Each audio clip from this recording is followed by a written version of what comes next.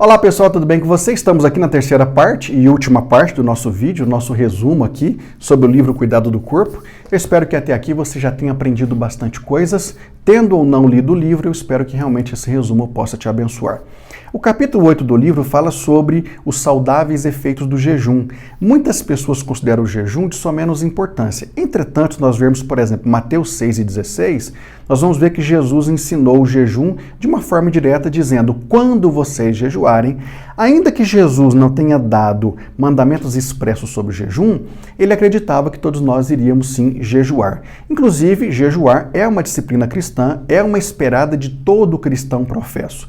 E você pode jejuar pelo menos com dois propósitos. Por exemplo, você pode jejuar com um propósito primário, que é espiritual, colocando situações espirituais, e você pode colocar também o jejum com propósitos secundários, de tal maneira que você busque da parte de Deus outras situações, inclusive o autocontrole mesmo, com relação à sua questão alimentar. Então você pode jejuar, é uma questão pessoal, você jejua ou não jejua, mas é mais que evidente que todas as pessoas que jejuam acabam obtendo muitos dividendos, principalmente nesse âmbito espiritual e também nos cuidados com o corpo. Nós temos aí no nosso Clube do Livro um resumo também do mesmo autor, do livro chamado A Cultura do Jejum, que nos ensina muito sobre essas questões, tá certo?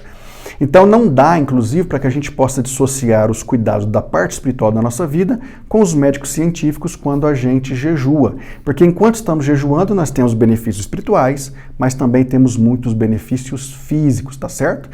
Inclusive, o pastor cita aqui no seu livro que o jejum é um dos remédios mais antigos praticados pelos médicos antigos e, com certeza, se nós tivéssemos mais pessoas que jejuassem, nós teríamos menos pessoas doentes no mundo, isso inclusive no tempo presente. Ele faz a citação de alguns benefícios para o corpo do jejum através das inserções do médico Joseph Mercola, que inclusive tem livros fantásticos também. Ele fala sobre a situação de que, quando jejuamos, há uma estabilização da glicemia, há uma redução da insulina, o corpo descansa, principalmente a parte intestinal e também o pâncreas, nós melhoramos o sistema imunológico, nós limpamos células danificadas, nós aumentamos a taxa metabólica, diminuímos a fome, causa também uma perda de excesso de gordura corporal, reduz também substâncias que podem desenvolver o câncer, desacelera o envelhecimento e também protege o cérebro. Inclusive, hoje é provado que quanto mais longo forem os jejuns, melhor será para o seu organismo. Principalmente esses jejuns feitos a partir de 24 horas, 36, 48, ajuda demais nessa reestruturação do seu organismo, tanto na parte física quanto também na parte cerebral, tá bom? O jejum, inclusive, citado pelo nosso autor e também motivado, deveria ser um estilo de vida e não apenas alguma coisa feita de forma esporádica. Depois, no capítulo 9, ele também fala sobre descanso. Já que estamos falando do corpo, nós também temos que falar de descanso. E ele fala que o descanso é fundamental, não só para a questão do corpo, mas também para a questão da mente. Então ele fala sobre duração de vida e qualidade dessa vida.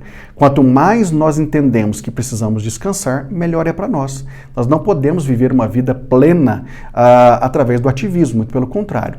Há, inclusive, na medicina hoje a informação de que todos nós temos o que é chamado de ciclo circadiano.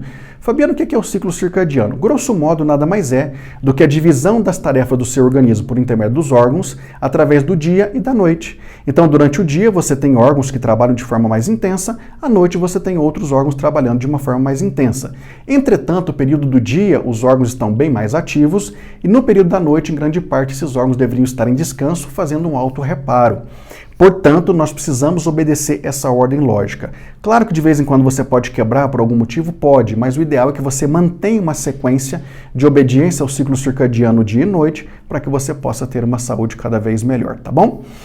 As pessoas que não descansam, evidentemente, é claro, acabam em algum momento recebendo essa conta e vão receber mesmo, porque descansar é um princípio de Deus. Se é de Deus, é espiritual. E todo princípio que nós quebramos, evidentemente, vai nos quebrar um dia. De alguma forma, a conta vai chegar e nós não podemos permitir, sob hipótese nenhuma, que isso aconteça.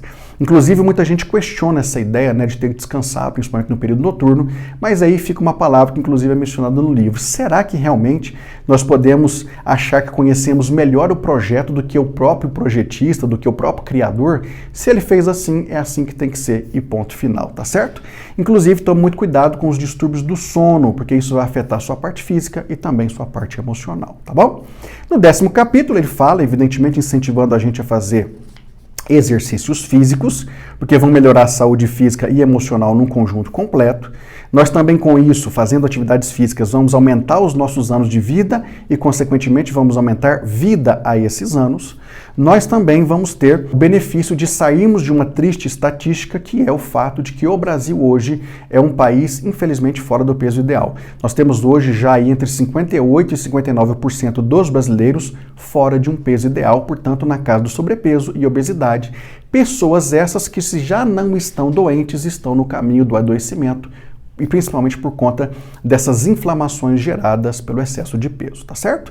No 11º capítulo ele fala sobre convicção e constância, que é necessário, inclusive, nós reprogramarmos de fato o nosso estilo de vida. É preciso nós termos realmente a convicção de que nós podemos viver muito e viver bem, mas isso de uma forma constante, desde que nós venhamos a dar valor àquilo que de fato deve ser valorado na nossa vida. Ele também fala sobre a questão das mudanças de hábitos que precisam ser geradas permanentemente, né? Então você primeiro começa com a mente, depois com as suas decisões, com as ações, e vão gerar hábitos. E isso se retroalimenta. Na medida que você tem bons hábitos, você retroalimenta os seus pensamentos, as suas novas decisões e as suas novas ações, tá bom? E ele encerra o capítulo falando justamente que não dá para ficar oscilando entre dois pensamentos, ou seja, é necessário que nós façamos a nossa parte para que tenhamos uma saúde extraordinária. E no 12º e último capítulo, ele fala justamente como desenvolver a constância, que é um apanhado de praticamente tudo que nós vimos até o presente momento. Eu espero sinceramente que esse resumo possa abençoar sua vida. Se você não leu, leia, e não leia só uma vez. Leia esse livro, sublinhe esse livro, faça seus apontamentos. Esse livro é um livro baseado na Bíblia Sagrada. Claro que com experiências de homens também, mas baseado na Bíblia Sagrada, que vai te ajudar demais no aspecto da sua saúde física, na sua saúde emocional e em outras áreas também, tá bom? Deus te abençoe e até a próxima sequência aqui de resumos do nosso Clube do Livro do Instituto Fabiano Pires.